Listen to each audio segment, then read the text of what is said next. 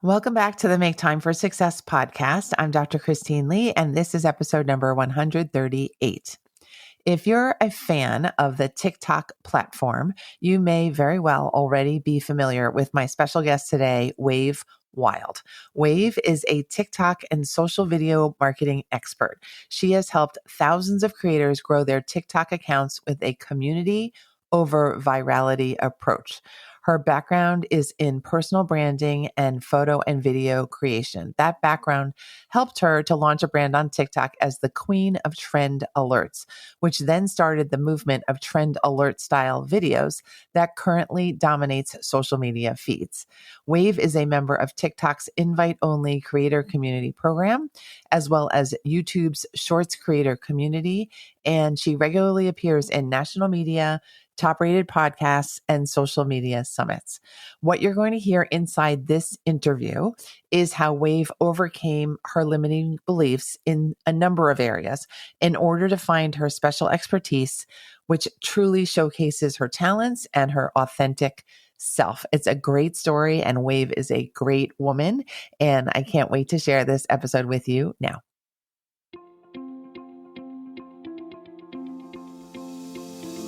Hi, I'm Dr. Christine Lee, and I'm a psychologist and a procrastination coach.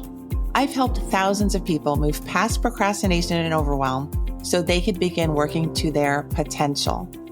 In this podcast, you're going to learn powerful strategies for getting your mind, body, and energy to work together so that you can focus on what's really important and accomplish the goals you want to achieve. When you start living within your full power, you're going to see how being productive can be easy and how you can create success on demand. Welcome to the Make Time for Success podcast. Hi, everyone. Welcome back to the show. I'm really grateful and happy to be here today with my special guest, Wyld. I call her the queen of TikTok, and she is a TikTok expert, and she's been teaching people how to excel at short form video and being visible on that platform. And I'm just grateful that she's here so that we can get to know her and get to know her areas of expertise. Welcome to the show, Wyld. Thank you so much for having me, Christine. I'm super excited to talk all things TikTok or other things as well.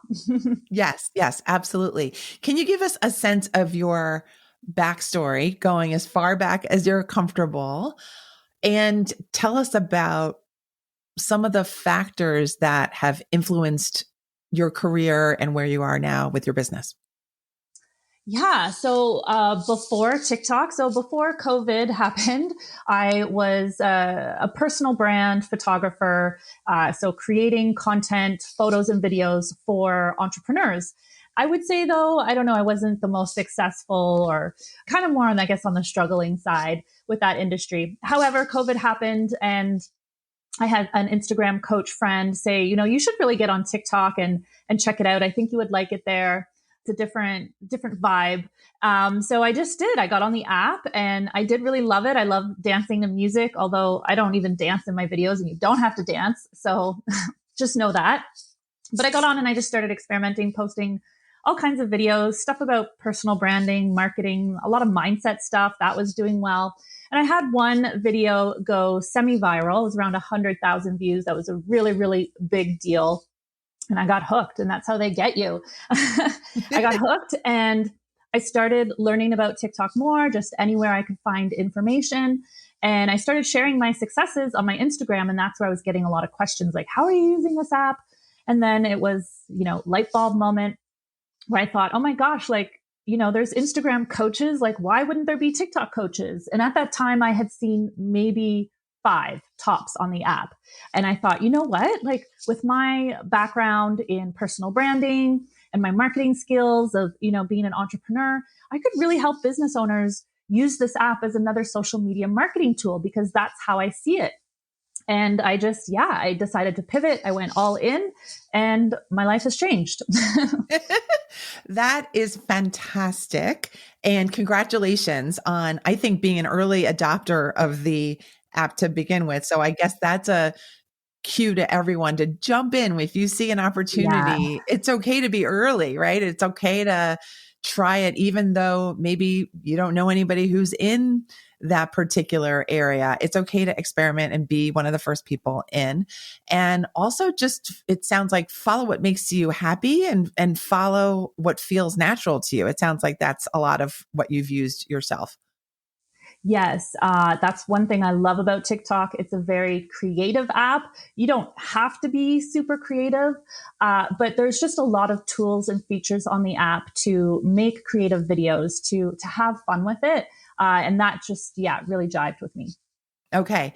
Now, listening to your story, it makes it seem as if you have no difficulty getting on camera. Has that always been the case? And am I hearing that story incorrectly? No, that has not always been the case. So, one of the reasons why I went into photography was because I was terrified of being in front of the camera. And I felt way more comfortable being able to hide behind the camera. That was my safe place. And it took years. It took years to get comfortable.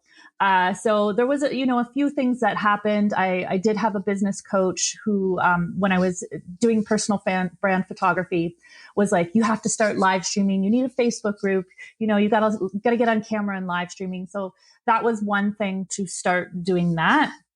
Very big deal to get comfortable in front of the camera talking that way.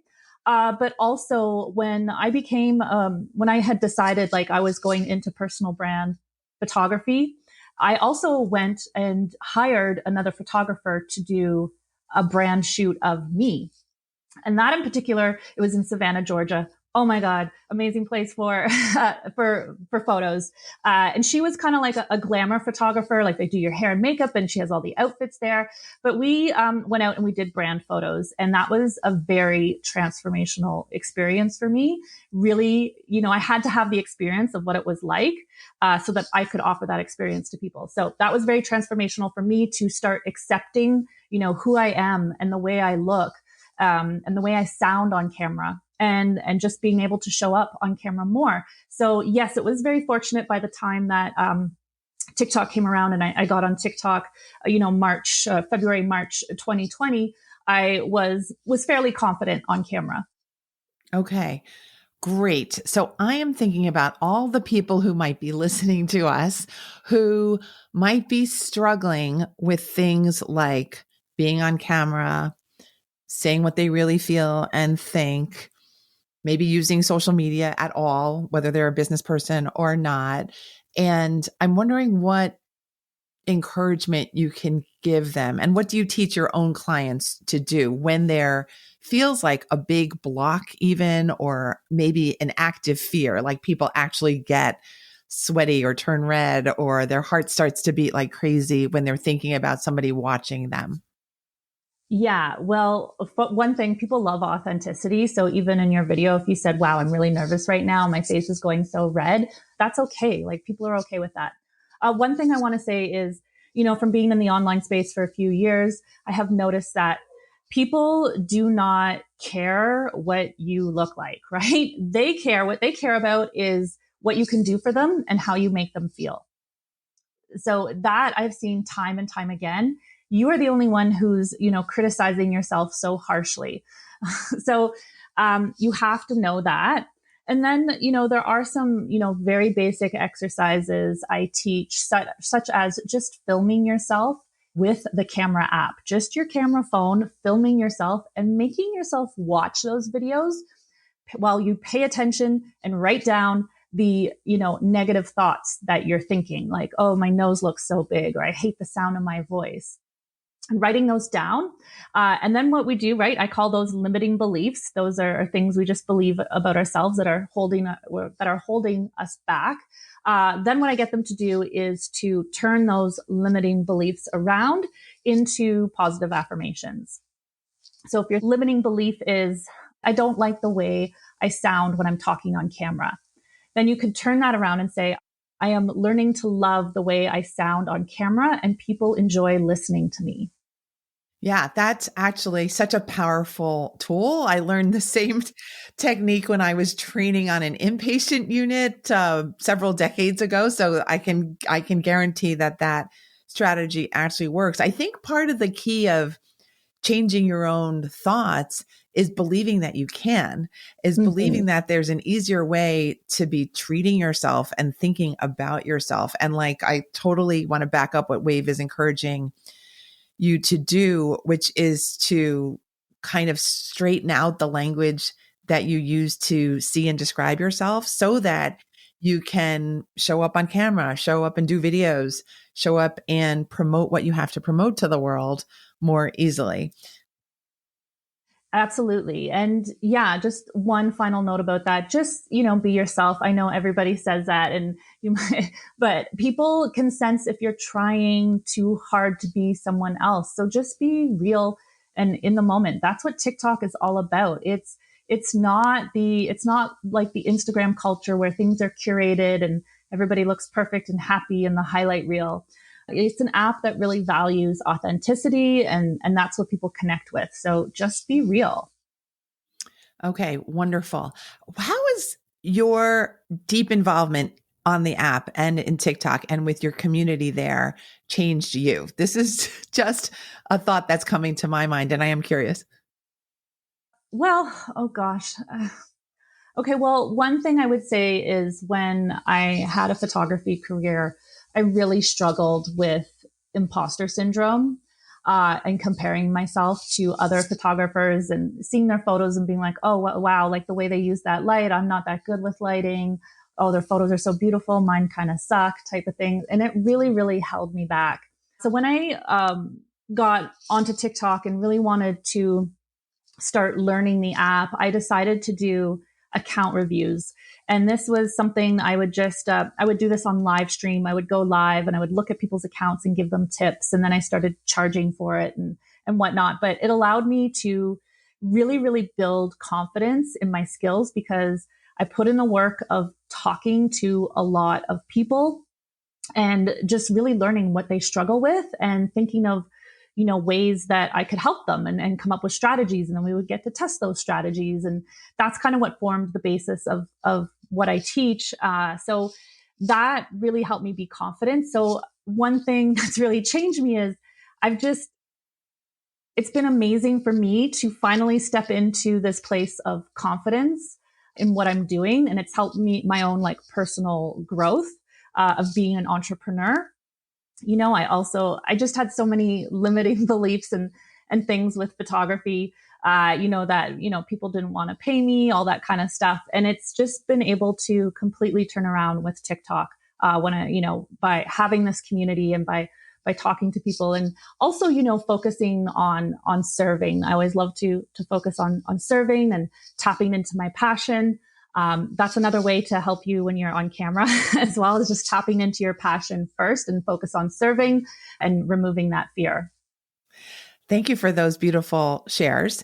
And I want to share that I love TikTok myself. I don't know if my audience knows that. And when I wandered onto TikTok, my first impression was this is a crazy place. But my Oh second yeah. impression was, wow, anything goes here. And that is kind of freeing. So if you do have limiting thoughts, and I think we all kind of do in some place, shape, or form, that this may be a space for you. So if it's not TikTok, it may be some other space that you're interested in.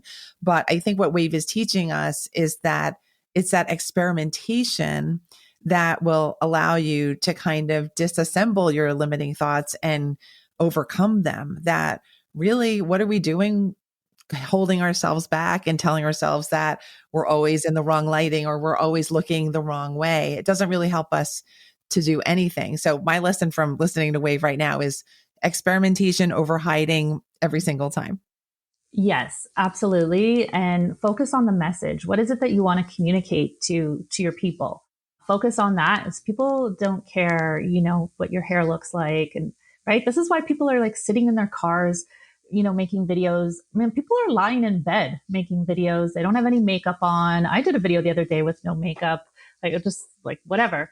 I mean, it's up to you how you want to show up, but again, it is really an app that's built around authenticity and just being real and in the moment. And that allows you to kind of experiment and also find a bit of your own voice and how you want to communicate on video. Wonderful. Now, can we talk about the business that you have built, and what is the community like? What have you learned from your community, and what do they need? And what is exciting you about your business now? Yeah, I think, for me, it was very easy to build community on TikTok compared to other social media platforms where, I struggled more to grow. So as soon as I got to 1,000 followers, I was very heavy into live streaming. I went, I think, Monday to Friday for 1 hour every day. And that is where I really got that sort of sense of community. Now, one thing I do teach this community over virality approach to TikTok. Community is sometimes a hard sell on the app because it takes time.